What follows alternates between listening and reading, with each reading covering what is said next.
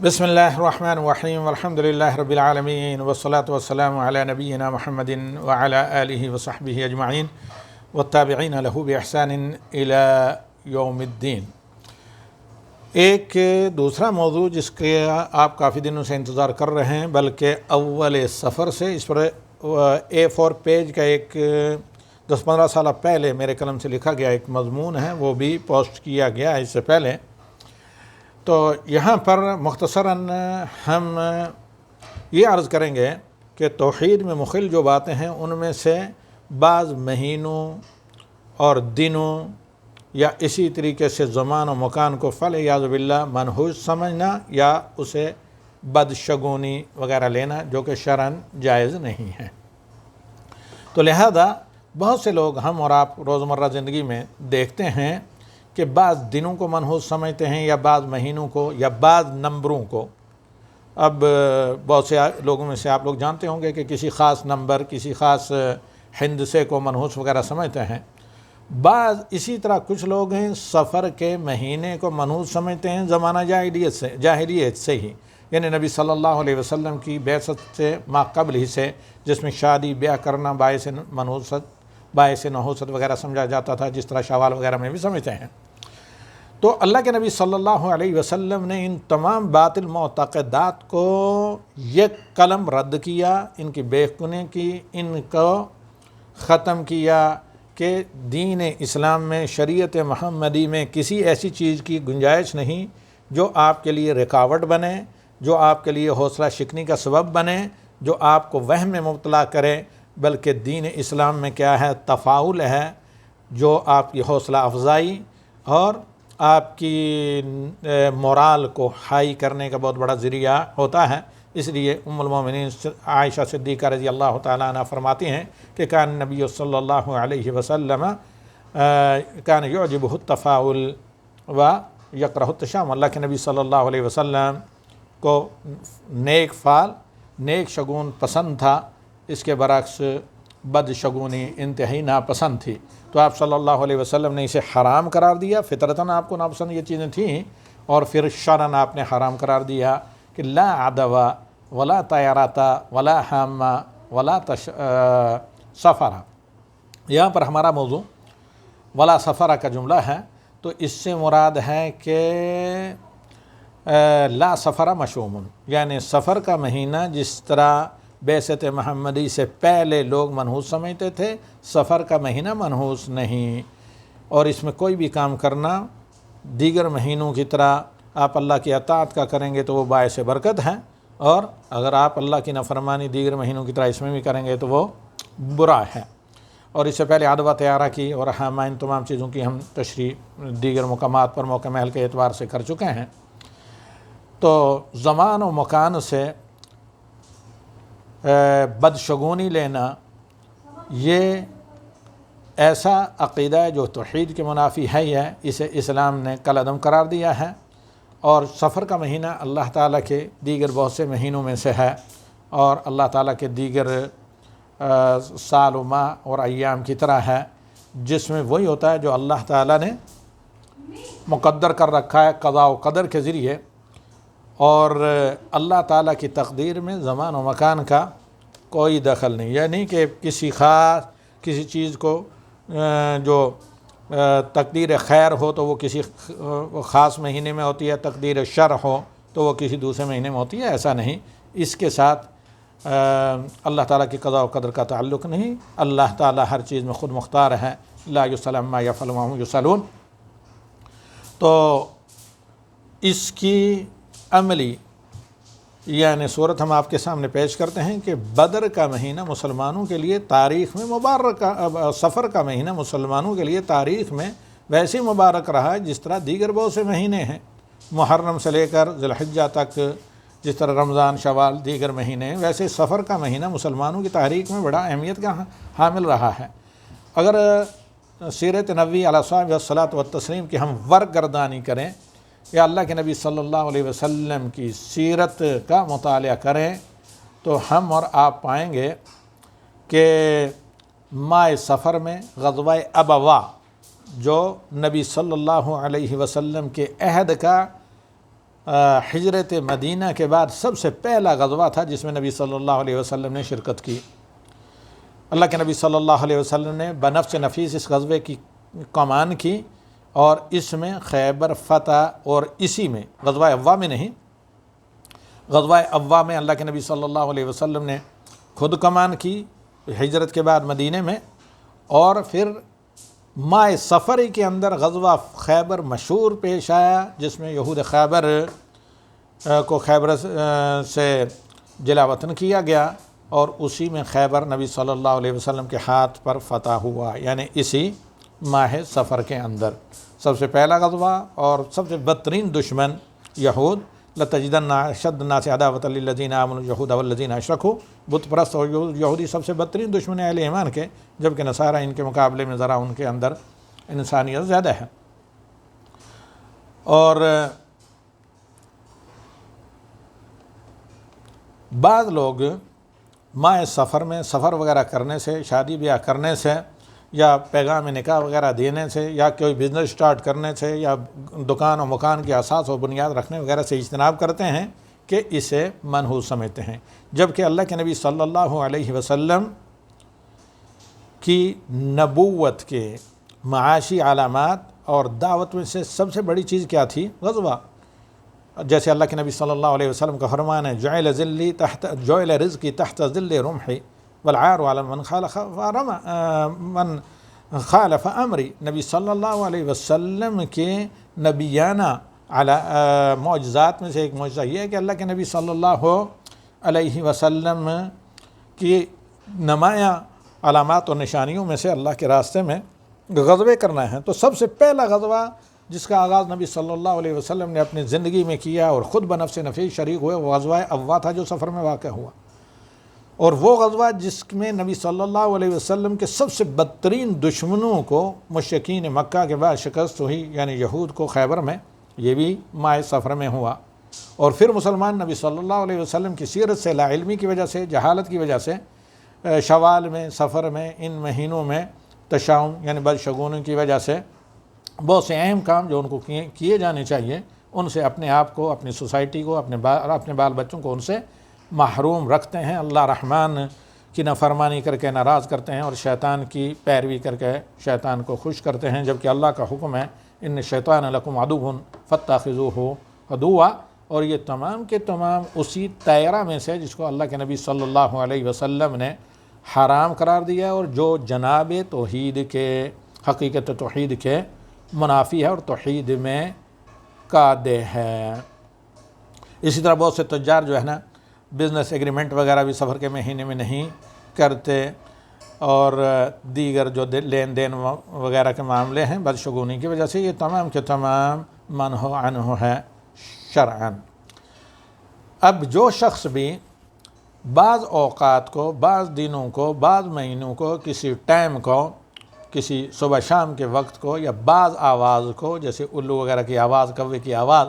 یا بعض پرندوں کو، اور بعض حیوانات کو، یا بعض قوموں کو کہیں گے کس منحوس کا چہرہ وغیرہ دیکھا ہے، منحوس سمجھتے ہیں، یا بعض نمبروں کو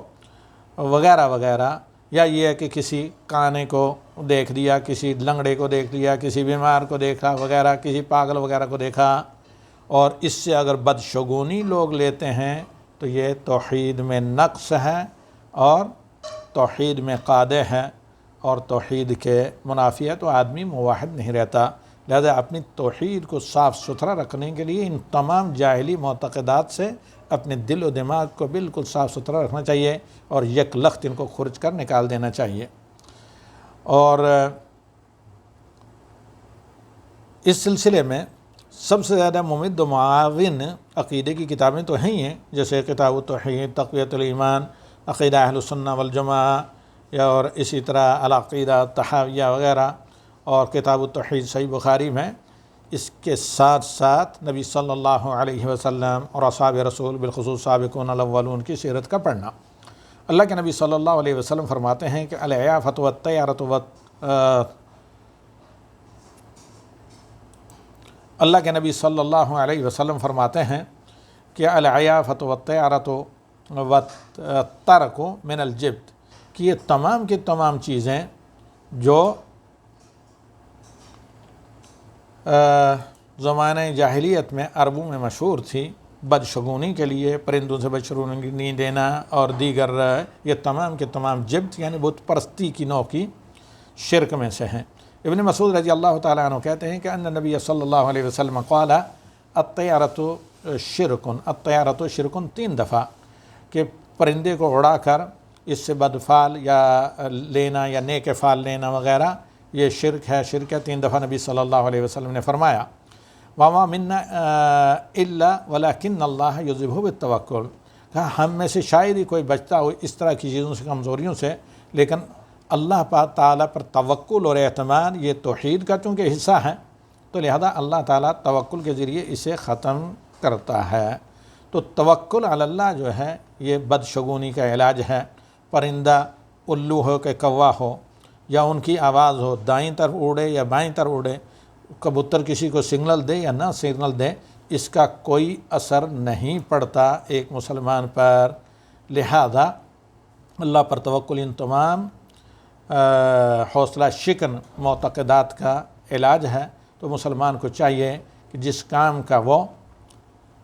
استشارہ، مشورے،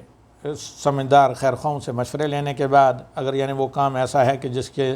کی کچھ چیزیں ہیڈن ہیں ایک بندہ مومن کے سامنے، اور استخارہ کرنے کے بعد اس پر رواں دواں ہو جائے، وہ اس کام کو کر گزرے تو اللہ برکت دے گا اور شیطان کے وسوسوں کو اگنور کر دے، اور شیطان کی جو بار بار اس کے لیے گھنٹیاں ہوتی ہیں ان کے سامنے آدمی کمزور نہ ہو اور سرنڈر نہ ہو، اور پورا یقین ہو کہ سارے کے سارے معاملات اللہ رب العالمین کے ہاتھ میں ہیں اور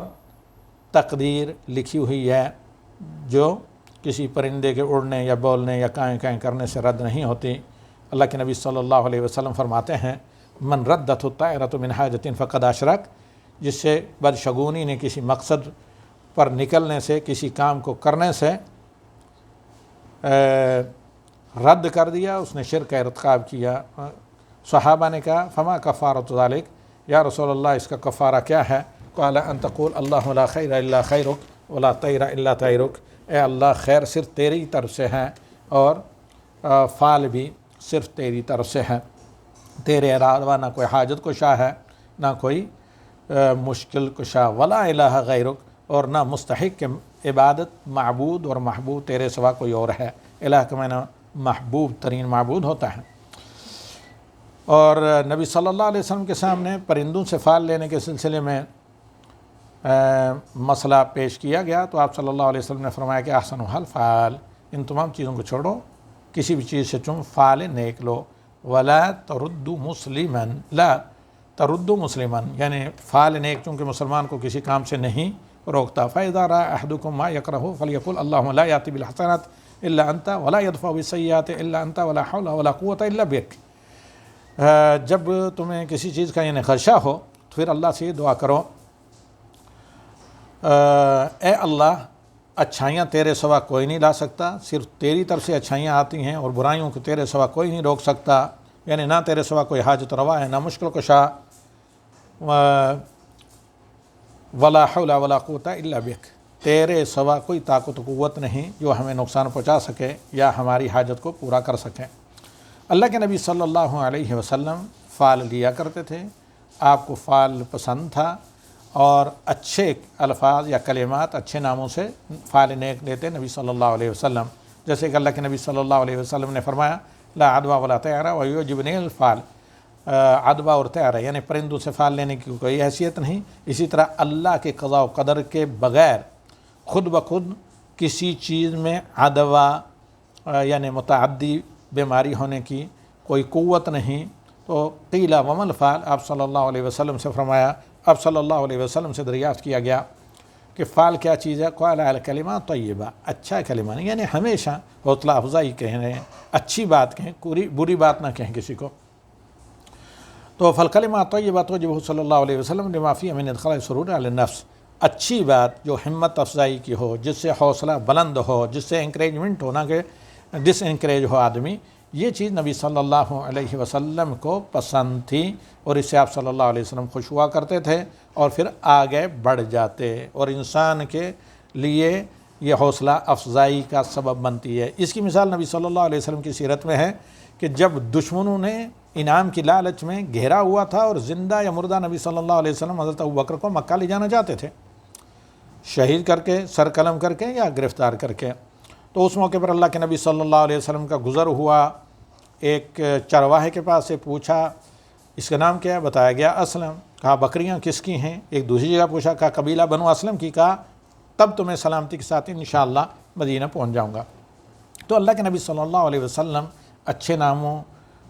سے، اچھے مقامات سے فعل نیک لیا کرتے تھے، اس پر خود خوش ہوتے ہیں اور اسے ایک اپنے اندر حوصلہ پیدا کر کے آگے بڑھتے ہیں، کیونکہ اسلام انسان کو تمام حالات میں ایک یعنی وہ ایمانی اور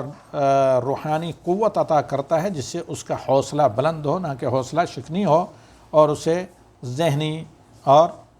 دلی اطمینان نصیب ہو اور وہ آگے اپنے کام کے لیے بڑھتا رہے۔ ابن عثیر رحمہ اللہ فرماتے ہیں وَإِنَّمَا أَحَبَّ النَّبِيُّ صلی اللہ علیہ وسلم فعل لأن الناس إذا أملوا فائدة من الله ورجوا عائدته عند كل سبب ضعيف وقوي فهم على خير۔ ابن عثیر کہتے ہیں کہ نبی صلی اللہ علیہ وسلم فعل کو اس لیے پسند کرتے تھے کہ کیونکہ جب لوگ اللہ سے فائدے کے امیدوار ہوتے ہیں، املوا من اللہ فائدہ، جب اللہ سے فائدے کے امیدوار ہوتے ہیں اور خواہ سبب بہت کمزور بھی کیوں نہ ہو تو اللہ سے خیر کے امیدوار رہیں، تو ایسی صورت میں وہ خیر کی طرف حوصلے قوت سے بڑھتے ہیں، اگرچہ جو ان کو توقع تھی وہ نہ بھی ملے، اور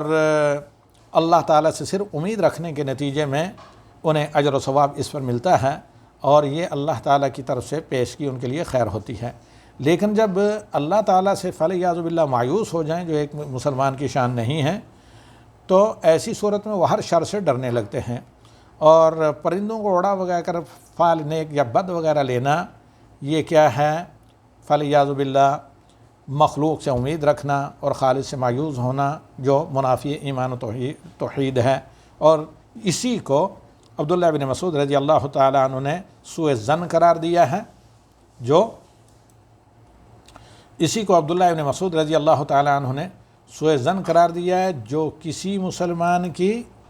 شایان شان نہیں، اور حسن ظن اس بات کو قرار دیا ہے کہ آپ مشکل ترین حالات میں بھی اللہ سے خیر کی امید رکھیں اور کسی بھی صورت میں نہ گھبرائیں۔ اسی طرح ہمیں اور آپ کو معلوم ہونا چاہیے کہ بدشگون لینے والے کو نقصان دیتی ہے، اور جبکہ نیک فعل لینے سے آدمی بے شمار جو بعض حالات میں متوقع نقصانات ہوتے ہیں ان سے بھی بچتا ہے۔ اللہ کے نبی صلی اللہ علیہ وسلم فرماتے ہیں لا طیرۃ والطیرۃ علی من تطیر وان تک فی شیء ففی الدار والفرس والمرأة۔ اللہ کے نبی صلی اللہ علیہ وسلم فرماتے ہیں کہ نحوست کسی چیز میں نہیں ہے، اگر ہے کسی چیز میں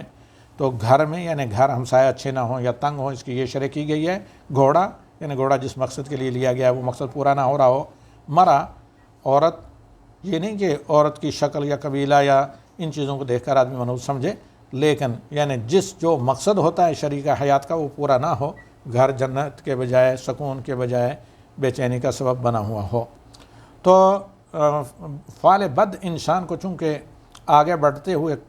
قدموں کو روک دیتا ہے، انسان کو کام سے روک دیتا ہے، اسے حوصلہ شکنی کا شکار، مایوس کر دیتا ہے، لہذا وہ طرح طرح کے وہم کا قیدی ہو کر رہ جاتا ہے اور الجھنوں کا شکار، شکوک و شبہات، OCD، وسوسہ قہری، ان تمام بیماریوں میں مبتلا ہو جاتا ہے، اور پھر جادوگروں، عاملوں، کاہنوں، تانترک، ساحروں وغیرہ، نجومیوں کے عیارے نیارے ہو جاتے ہیں۔ تو ایک طرف سے تو بد اعتقادی کی وجہ سے عقیدہ توحید سے معروم ہو کر ایمان لٹا، اور دوسری طرف سے جو مال جیب میں ہوتا ہے وہ دجالوں اور ساحروں، جادوگروں کے ذریعے لٹ جاتا ہے۔ اور جو شخص بھی ان لوگوں سے مدد لے اپنے کسی دین اور دنیا کے کام میں، یعنی کاہنوں سے، عرافوں سے، ان کی بہت سی علامات ہیں. ان میں سے سب سے بڑی علامت کہ یہ کسی بھی شاکی کا نام اور نام کے ساتھ ماں کا نام پوچھتے ہیں. جس شخص نے آپ کا نام، حتیٰ کہ رقیہ کے لیے بھی آپ کا نام یا آپ کی ماں کا نام پوچھا، آپ یقین کر لیں کہ وہ ساحر، دجال، جادوگر ہے اور نواقض اسلام میں وہ مبتلا ہے. تو ایسے لوگوں سے بہت دور رہیں، بچیں. تو جو شخص بھی ان لوگوں سے کسی بھی قسم کا تعاون لے، یہ تعاون علی الاسم والعدوان ہے اور اپنے آپ کو شرک کے اندر، شرک سے ملوث اور آلودہ کرتا ہے. اللہ تعالیٰ ہم سب کو شرک سے بچائے اور قوی ایمان عطا کریں اور توحید میں پختہ ہمیں اللہ رب العالمین بنائے. وما ذلک علی اللہ بعزیز. ھذا وصلی اللہ علی النبی وآخر دعوانا ان الحمد للہ رب العالمین. اب اجازت چاہوں گا، یہ کافی طویل میرے خیال میں درس ہو گیا، جبکہ میں چاہتا تھا کہ اتنا طویل نہ ہو.